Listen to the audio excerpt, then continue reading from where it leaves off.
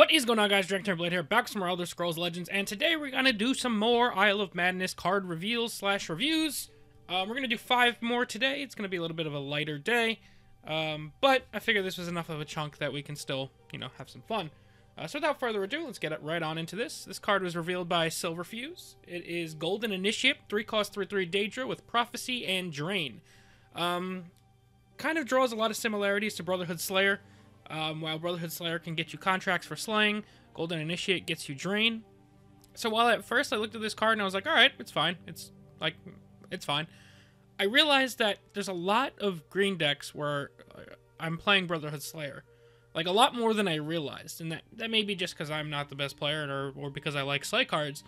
But despite the fact that I wasn't thinking Brotherhood Slayer's power level or amount that it shows up in decks was super high, I realize it's higher than I really realized. So, Golden Initiate, having the same stat line and Prophecy, I think a 3/3 for 3 with Prophecy is almost good enough to see play in a lot of decks as it is.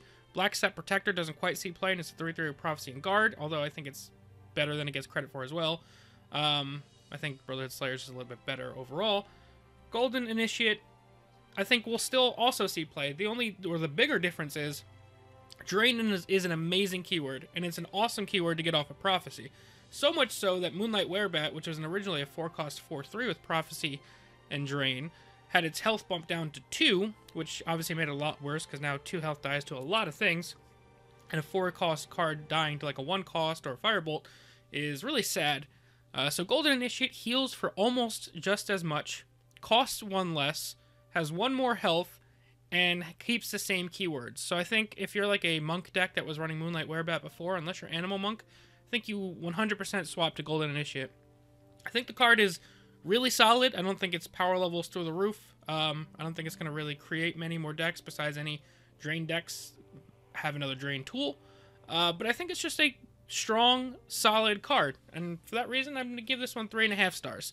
I can see the argument for 3, but I'm going to say 3.5 just because, like I said, I was thinking about Brotherhood Slayer, and it sees play in a lot of decks, and the fact that this costs 3 instead of 4 means it fits into Yellow's curve, where 4 is already way too crowded. So I like this card a lot. We're going to give it 3.5 stars. Next up, this was revealed by Jele, I believe. Oh, wow. I had like a brain fart there. 2-cost Crucible Blacksmith, Wood Elf, 0/1, with the ability to draw an item of your choice from your deck. So I can only really see this in certain situations. You may think, wow, it's like really powerful targeted draw, all item decks are going to run this, blah, blah, blah, blah. I don't necessarily think so. I think where this card is going to be at its best would be, let's say you're running a mage deck, and you could make sure you pull your Dawnbreaker with this. Maybe any other special, like, really high power items. Like, if you wanted to make sure you drew the Fork. Although the Fork's not the best example. But something like that is where this card is going to be at its best. Like, if you ran Items Tribunal and you Galened in Dawnbreakers, this would be fantastic for pulling those Dawnbreakers from your deck. So this card is as good as the items in your deck. So Galen obviously makes this card a lot better. Just running better items makes this better. So I don't really know what other items are commonly run besides like Mace of Encumbrance, Steel Scimitar, and Dawnbreaker. But even pulling one of those is not bad. Targeted draw is very powerful, and we just don't quite have enough items as it's going to see a lot of play. I think this card has a ton of potential, although not in the decks you would expect. Like I said, I don't think it's as good in regular item decks as it is in like decks that just happen to run 1 or 2 really good items that it's looking for. For that reason, I'm going to give this card 2.5 stars. If it turns out that it's just too slow on turn 2 to fit into decks that are running Dawnbreaker for targeting, pulling Dawnbreaker as early as possible, then this would drop down to like a 2-star, but I'm pretty confident that specifically Dawnbreaker is good enough to warrant trying to run this card, or maybe like your Ancestor's Battle Axe or something in your Battle Mage deck. I think the card has enough potential to give it 2.5 stars. Targeted draw is really powerful. I don't think it's going to be a super commonly seen card, but good enough in a certain number of decks to where it's not too bad. Next up, the name of this card, I believe, where is it? Great Root Elder, 5 cost, 4/5. It has guard and the ability. It's translated down below. If this card is in your hand at the start of your first turn, you gain +1 Magicka point this turn. So it's kind of like the effect that Murkwater Butcher has, where it costs 1 if you have it in your hand on turn 1. So this card will, on your first turn, give you 2 Magicka. Is that good? It's probably decent.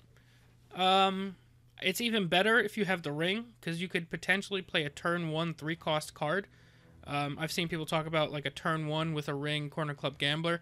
But even just getting like a turn 1, like, I don't even know. Like if you got like Mournhold Trader and a 1-drop out on turn 1 as an aggressive deck, that's a really, really good start to the game. There's any other number of things you can choose as well. It's just, this is good for decks that want to get going quickly.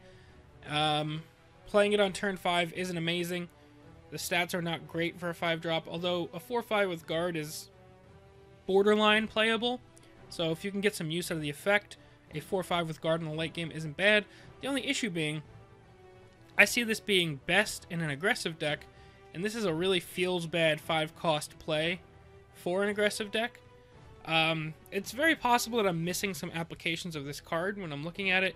I just feel like the decks that would get the most use out of this card's effect don't really want a 4/5 with guard on turn 5. Like I said, the stat line's not really the issue so much. It's just that the +1 Magicka for a turn I think is best used in an aggressive deck, and a 5-cost do nothing but be a understated guard doesn't really fit into those decks where they're going to want to start closing the game out on turn 5 instead of just playing a guard. For that reason, I'm going to give this card 1.5 stars. I could be way wrong on this card, and the effect could wind up better than I'm expecting. But like I said, just at the moment, I can't think of a single deck that can take advantage of this early game effect, as well as play a 4/5 guard on turn 5. Maybe some sort of mid-range deck that doesn't run a lot of 1-drops can do it better. And it kind of can mitigate playing against an opponent with the ring a little bit better. The card has potential. I just don't think it's there yet. So we'll give it 1.5 stars. Maybe even 2 stars, because some mid-range decks might be able to pull it off, but I don't think so. So we're going to go with 1.5 for now. Next up, we have another unique legendary item. Dawnfang and Duskfang. I think this is actually a really cool effect. So Duskfang is a 4-cost +3/+0. At the end of your turn, if Duskfang is in your hand, you change it to Dawnfang. And Duskfang has the effect Pilfer, draw a card. So it's a +3/+0 that pilfers you for a card. And then Dawnfang is a 4-cost +0/+3. At the end of your turn, if Dawnfang is in your hand, you turn it back to Duskfang. And this gives you Slay, gain 5 health. So Dawnfang is arguably the better of the two. The only problem is neither one is that great on their own. So you have Dawnfang, which gives you a Maple Shield and gives you Slay, gain 5 health. So realistically, you could potentially expect to get maybe 2 Slays out of this with whatever creature you equip it on. So a 4-cost, gain 10 health, +3 health on a creature, I guess is almost good enough. So you'd have to realistically swing probably twice for this to be good enough. Anything less than that and is not that great. And then Duskfang, you're getting a Steel Sword worth of stats, so that's 2 cost. And Pilfer, draw a card. While not bad, you do have to swing face. So Duskfang is probably better in faster decks. The only problem is the cost is really high on both of these. If this was like a 3-cost item, I think I'd be all over it. Just the 4-cost is really giving me hesitation. And the other part of that is the fact that the items switch means that there's no guarantee that the card will be whichever one is best for you at the turn it's best to play it. For example, I could really be in need of Dawnfang for the plus health and the Slay stabilization ability, but if it's Duskfang that turn, it's just another dead turn, and then maybe next turn I don't have the opportunity to Slay and get the 5 health anymore. So there's inherent inconsistency in this card, just by the fact that it does swap every turn. It also gives it flexibility, but it's inconsistent because you can't choose which one you're using. I do think both sides of this card are probably average with a potential to be really good. The only problem is most of the time both of them are probably going to be below average, and it costs a bunch and is inconsistent. So I'm going to give this card like 2.5 stars with, I'll say 2.5 stars. I'm going to say 2 stars with potential for 2.5, but I'm going to say 2.5 stars, like right on the fringe of playability. I think it just maybe costs a little bit too much to deal with that inherent inconsistency. And then last up, cards revealed by LMAO. He has a video, go check it out. But his card is called Eager Torturer. It's a 3-cost 2/2. Whenever you sacrifice another creature, Eager Torturer gains +2/+2. So sacrificing is things like Betray, things like Altar of Despair, things like that new Atronach that sacrifices a friendly creature and then gains its stats.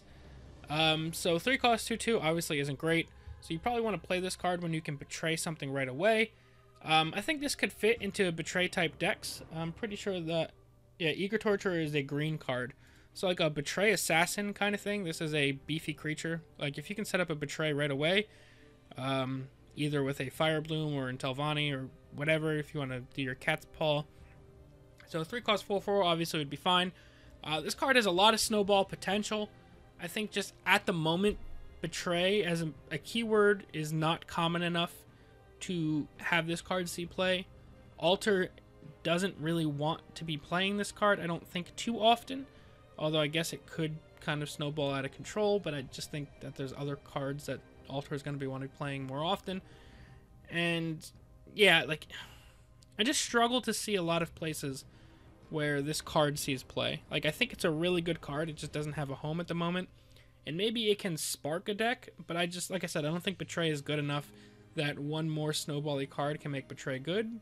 Just because Betray's such a late game card. Like, you really want like Mushroom Tower set up and then saving your 3-drop until turn 9, if not later, doesn't really feel all too great. So I feel like the power level of this card is probably on a 3 to 3.5 star range, but the card pool and decks that exist at the moment probably puts this card at like a 2 to 2.5 star range. This is one of those cards where I really want to see the rest of the set, because just another 1 or 2 cards that really works with this card very well could put this card from that 2 to 2.5 star into that 3 to 3.5 star range, if Betray gets shown a little love, or if we just have other sacrificial mechanics other than just Fire Bloom that see play. But yeah, that's going to be it for now, guys. Let me know what you guys think of the cards down below, as well as what your star ratings would be. Yeah, we'll be back with some more card reveals as some more finish up. Thank you guys all very, very much for watching. I'm DragonTamerBlayde, and I'll see you guys next time. Peace.